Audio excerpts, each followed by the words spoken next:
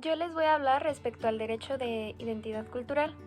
Primero es necesario tener un concepto de cultura son los rasgos distintivos, ya sean espirituales, materiales, intelectuales o afectivos, que caracterizan a un grupo de personas o a una sociedad. Estas características pueden ser, entre otras cosas, arte, letra, modos de vida, convivencia entre los mismos integrantes de la comunidad, sistemas de valores, tradiciones y creencias. Por otro lado, también es necesario definir lo que es identidad cultural, que es lo que vamos a entender como la representación intersubjetiva orientada al modo de sentir, de comprender y de actuar de las personas en el mundo. Es decir, es un conjunto de referencias culturales por la cual una persona o un grupo de personas se define, se manifiesta y, lo más importante, desea ser reconocido. Esto implica una libertad inherente a la dignidad de las personas y esto también integra un proceso permanente de diversidad cultural. Es por ello que se entiende que el derecho de identidad cultural es un derecho que poseen todas las personas que forman parte de un grupo étnico-cultural y que estos tienen el derecho de pertenecer a una determinada cultura, a ser reconocidos como un ente diferente, a conservar su propia cultura y su patrimonio cultural, ya sea el tangible como las construcciones o el intangible que son como la música, las danzas y tradiciones, y sobre todo a no ser forzado a pertenecer a otra cultura o a ser asimilado por ella. Para que se pueda cumplir verdaderamente el derecho de identidad cultural es necesario que el Estado también cumpla otros 4 derechos a estas comunidades. La primera es el derecho de existencia, es decir, que se le reconozca su existencia ya sea de manera jurídica o de manera física. Es el derecho a no discriminación y este consiste en que el Estado tiene que hacer un reconocimiento de igualdad formal ante la ley y prohibir cualquier tipo de trato desigual. El tercero es el derecho de la preservación de la identidad cultural y esto se logra a través de un amplio sistema de derechos y libertades que se le otorguen a estas comunidades.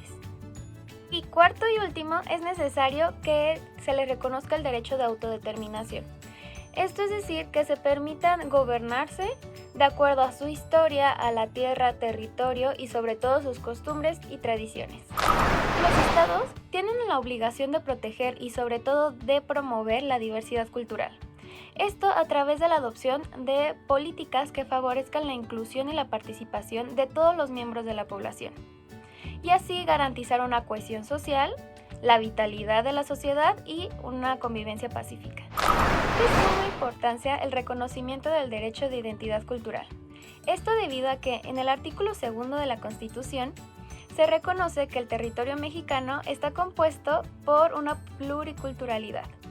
Esto porque hay muchísimos grupos de pueblos indígenas, es decir, aquellas personas que ya habitaban en el territorio mexicano desde antes que se iniciara el proceso de colonización. En este artículo se le reconoce a los pueblos indígenas una libertad de determinación y por lo tanto autonomía para decidir sus formas de gobierno, sus formas de convivencia, conservar y mejorar el hábitat, preservar la integridad de sus tierras, y sobre todo para preservar y enriquecer sus lenguas, conocimientos y todos aquellos elementos que constituyan su cultura y por lo tanto su identidad. En el ámbito internacional se han firmado distintos instrumentos que permiten y que reconocen este derecho de identidad cultural a todos los grupos o pueblos indígenas de los estados que son parte. En primer lugar, tenemos el Pacto Internacional de Derechos Civiles y Políticos, firmado en 1966. En el artículo 27 establece que los estados en donde existen minorías, ya sea étnicas, religiosas o lingüísticas, no se les puede negar el derecho de tener su propia vida cultural, profesar y practicar su propia religión y emplear su propio idioma.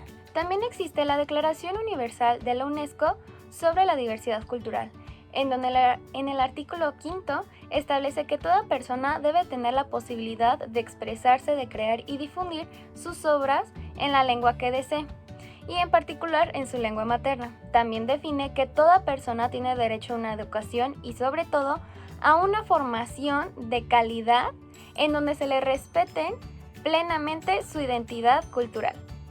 al igual que toda persona tiene la posibilidad de participar en la vida cultural que elija y conformarse a las prácticas de su propia cultura, dentro obviamente de los límites que impone el respeto a los derechos humanos y de las libertades fundamentales.